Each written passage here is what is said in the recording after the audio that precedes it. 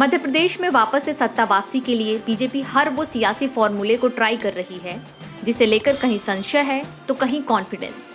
यही वजह है कि बीजेपी ने दूसरी सूची में 3 केंद्रीय मंत्रियों समेत 7 सांसदों को मैदान में उतारा है, जिसके बाद ये चर्चा तेज हो गई है कि सांसदों को विधायकी के चुनाव के लिए मैदान में उतारना कोई मास्टर स्ट्रोक है या फिर हार का डर। तो आइए आपको बताते हैं कि बीजेपी ने मध्य प्रदेश में जिन 8 बड़े नेताओं को टिकट दिया है वो आखिर परेशान क्यों हैं और उनकी सीट का समीकरण कितना कठिन है।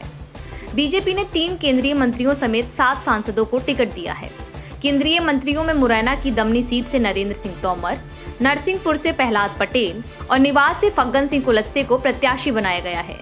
वहीं अगर सांसदों की बात करें तो जबलपुर पश्चिम से राकेश सिंह, सतना से गणेश सिंह, सीधी से रीति पाठक और गाडरवारा से उदय प्रताप सिंह को प्रत्याशी बनाया गया है।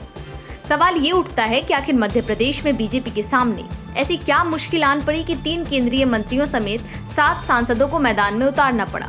तो इसके पीछे बीजेपी की हर हाल में जीत की रणनीति बताई जा रही है, क्योंकि जिन 7 सीटों पर 3 केंद्रीय मंत्री समेत 4 सांसदों को विधानसभा चुनाव लड़ाने का फैसला लिया गया है, उसमें से कई सीटें बीजेपी की कमजोर करी रही हैं। तो आइए आपको सिलसिलेवार तरीके से समझा देते हैं। केंद्रीय कृषि मंत्री नरेंद्र सिंह तोमर, दिमनी सीट। मुरैना जिले की दमनी सीट से केंद्रीय कृषि मंत्री नरेंद्र सिंह तोमर को टिकट मिला है। बीजेपी दिमनी सीट 2013 से हार रही है। सीट पर कांग्रेस और बीएसपी का अच्छा दबदबा है और पिछला चुनाव बीजेपी करीब 18,477 वोटों से हारी थी। मुरैना नरेंद्र सिंह तोमर का गृह जिला है और वो यहीं से लोकसभा के सांसद भी हैं।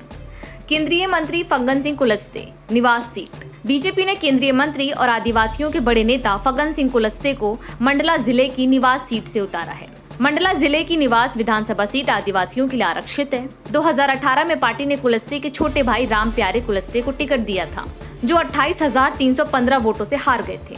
केंद्रीय मंत्री प्रहलाद सिंह पटेल, नरसिंहपुर सीट। नरसिंहपुर सीट से इस वक्त जालम सिंह पटेल विधायक हैं। जालम सिंह केंद्रीय मंत्री प्रहलाद सिंह पटेल के भाई हैं। उनकी जगह यहां से प्रहलाद पटेल को उम्मीदवार बनाया गया है। हालांकि इस सीट के बीते समीकरण प्रहलाद सिंह पटेल के लिए राहत का इशारा कर रहे हैं, क्योंकि ये सीट बीते 2 चुनाव से बीजेपी ही जीत रही है।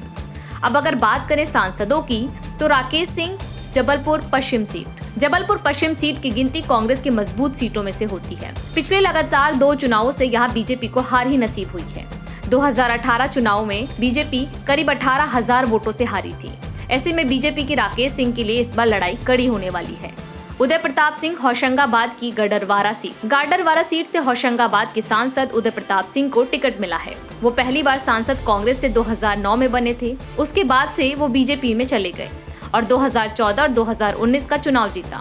2018 विधानसभा चुनाव में बीजेपी को यहाँ 15,363 वोटों से हार मिली थी। रीति पाठक, सीधी सीट। बीजेपी ने सीधी विधानसभा सीट से सांसद रीति पाठक को चुनावी मैदान में उतारा है। सीधी में 3 विधानसभा सीटें आती हैं। तीनों ही सीटें अनारक्षित हैं। 2018 में इनमें से 2 सीटों पर बीजेपी ने जीत हासिल की थी, जबकि 1 सीट कांग्रेस के खाते में गई थी। लेकिन इस बार 2008 से लगातार बीजेपी विधायक रहे केदारनाथ शुक्ला का टिकट काट दिया गया है, जिसके बाद वो पार्टी से काफी नाराज चल रहे हैं। गणेश सिंह, सतना सीट। सतना विधानसभा सीट से सांसद गणेश सिंह प्रत्याशी बनाए गए हैं। इससे नाराज स्थानीय नेता शिवा चतुर्वेदी ने पार्टी छोड़कर निर्दलीय चुनाव लड़ने के संकेत दिए हैं। ये सीट फिलहाल कांग्रेस के कब्जे में है।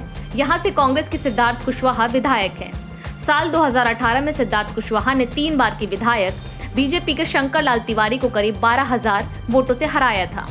3 केंद्रीय मंत्रियों समेत 7 सांसदों को मैदान में उतारने के पीछे कहा यह भी जा रहा है कि बीजेपी नेताओं के जरिए कांग्रेस के किले में सेंध मारी कर कमजोर सीट पर मजबूत पकड़ बनाने की कोशिश में है।